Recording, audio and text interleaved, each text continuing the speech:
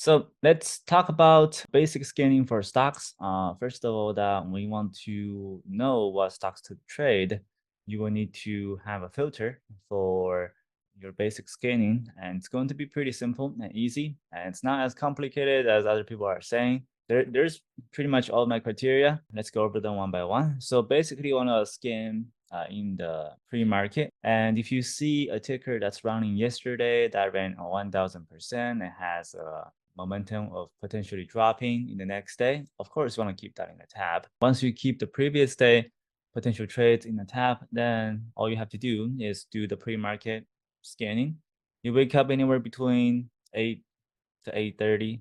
Sometimes you want to wake up a little bit earlier if the market is hot. You will see when the market is being hot that there is 100% runner day by day, back to back. So that's where you want to get up early. But usually you want to get up around 8 a.m. Once you do your pre-market scanning, then you want to search for the volume that's over 100K. And the higher, of course, the better. But volume, if before the market open, the volume is less than 100K, then it's not really ideal. I would say the very minimum pre-market volume has to be 100K or plus. If it's around 8 a.m., 8:30 a.m., the volume is already 100K, then that's pretty sufficient. And you want to take a look at the yearly chart and to see if there's any resistance. And also, does it going to qualify potential gap up short in the future or later in the day? Then you want to judge by that to see if you want to borrow shares or not.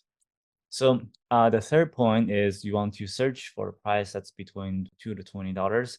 Anywhere over $20, it's okay to trade. It depends on the market cap and the float.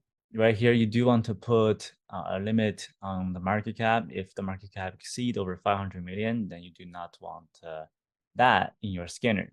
In average, just for your typical trades, on daily basis, without multi-day runners, your price cap is around $20. So 2 to 20 is very ideal. And if you don't want to put a price cap, but as long as it's over $2 in the pre-market, then it's pretty sufficient if it has the volume that's over 100K. Last point is it has to be over 20%. Now this is going to be a little bit tricky because a lot of people tends to see, hey, Steven, that this ticker is over 20% and it's only traded 50,000 shares in the pre-market, and that is not ideal.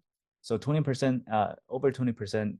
Other than that, it has to fit all of the criteria: volume over 100K, price over $2, and then it has to not be a reverse split. So when the ticker does a reverse split, they reduce their float size, then they increase their price. So basically, if a ticker is only 30 cents and a ticker has to fit the NASDAQ requirement that the ticker has to be over $1.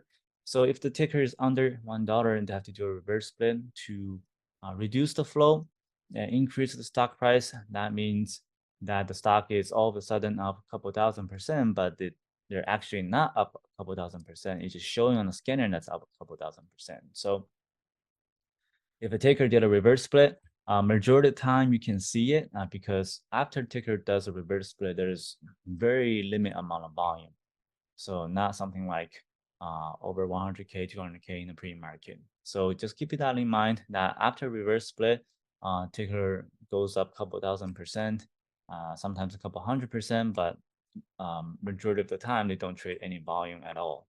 So for this type of scanner, reverse split does not count to scanning through the pre-market. And also you have buyouts. Buyouts is a company that's agreed to purchase this company in the stock market at a certain price. Let's say they want to buy out this company around $20. And the news came out, the stock is at 20. So when it's around high float, high market cap, after a certain buyout, and the stock will not likely to move at all. Probably the price fluctuation will be anywhere between 50 cents to $1 on $20 stock, no more than 5%. So buyout doesn't count, reverse split doesn't count. So keep that in mind. Those are not the stock you want to be scanning at because first of all, reverse split, they do not produce any liquidities. So as soon as you go in, then it's hard to get out. buyout, they don't move at all. So it's pretty much wasting your time scanning through the pre-market. And as I mentioned, that buyout normally stay in a flat line pretty much all day long. Sometimes they trade this amount of volume, but it's not for us day traders are looking for large movement, which has to be over 15 to 25%. So those are the basic scaling criterias for me, and I've been using them for 7 to 8 years. So nothing has changed. It's been pretty simple. So in your scanner, go to your filter and just put all the criteria in. Volume over 100K, price over 2 to 20. It has to be over 20%. So pretty simple.